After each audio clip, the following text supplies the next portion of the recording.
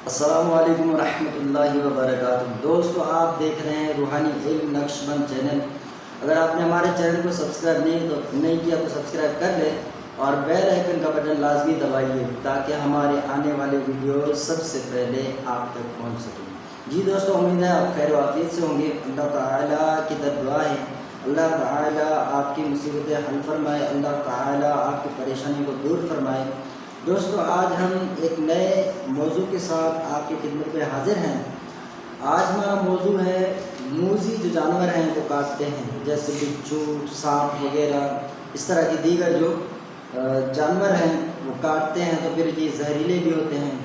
جس طرح کہ حدیث پاک میں ہے، ابن ماجہ شریف کی حدیث پاک ہے اور اس کو شعیب الایمان اور امام بیہقی رحمۃ اللہ تعالیٰ نے بھی روایت کیا ہے کہ حضرت علی رضی اللہ تعالیٰ عنہ فرماتے ہیں کہ رسول اللہ صلی اللہ علیہ وسلم ایک مرتبہ رات کو نماز پڑھ رہے تھے تو ایک بچھو نے آپ صلی اللہ علیہ وسلم کو ہاتھ پر کاٹ دیا۔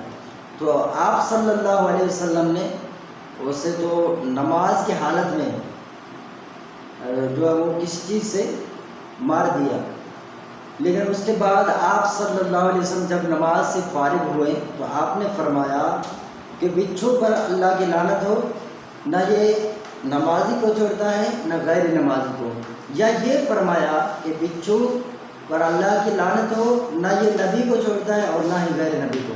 پھر حضرت علی رضی اللہ تعالیٰ عنہ فرماتے ہیں کہ رسول اللہ صلی اللہ علیہ وسلم نے پانی بھی منگوایا اور نمک بھی۔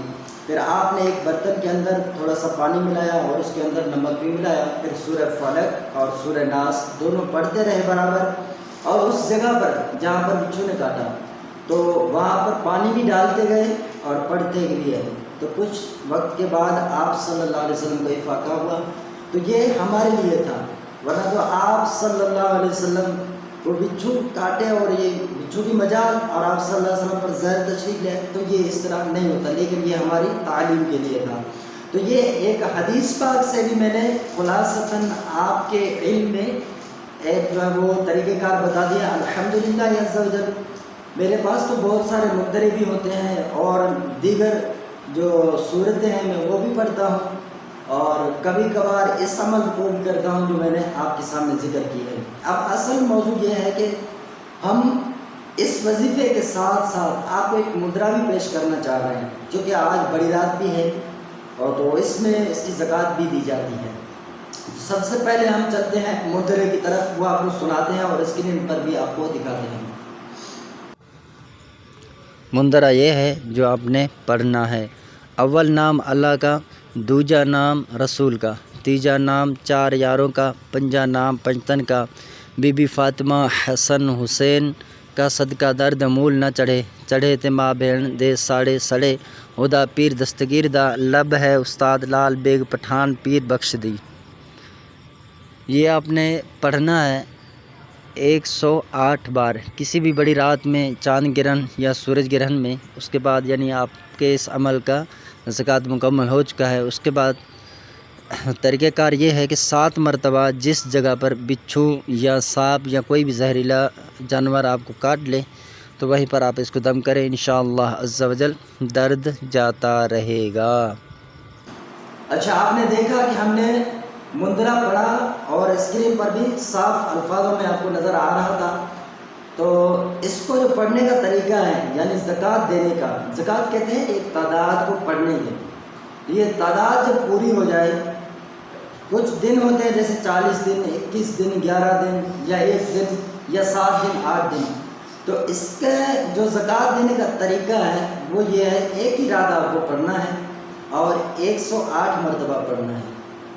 تو یہ بڑی رات ہو جیسے کہ آج عید کی رات ہے، اسی طرح 15 شعبان کی رات ہو یا چاند گرہن لگے یا سورج گرہن ہو، تو ان اوقات میں بھی آپ اگر اس کو ایک مرتبہ یعنی اس طرح ہم نے زکوٰۃ کا جو طریقہ بتایا ہے وہ پڑھ لیتے ہیں، آپ تعداد مکمل کرنے کے بعد آپ اس کے عامل ہو گئے ہیں۔ اب جب کبھی بھی آپ کے سامنے مریض آئے تو آپ نے اس جگہ پر جو ہے 7 مرتبہ پڑھ کے اس کو دم کر دینا ہے، انشاءاللہ عز و جل فائدہ ہو جائے گا۔ تو اسی طرح یعنی دیگر بھی ہمارے پاس جو ہے وہ اعمال ہیں، لیکن مجھے بہتر جو لگے وہ یہی لگے جو میں نے آپ کے سامنے پیش کیے۔ اس عمل کرنے کی آپ کو اجازت ہے۔ ہمارے چینل کو سبسکرائب کریں، لائک کریں اور بیل آئیکن کا بٹن دبائیں تاکہ اس طرح کے اعمال جب بھی ہم دیں وہ سب سے پہلے آپ تک پہنچ سکے۔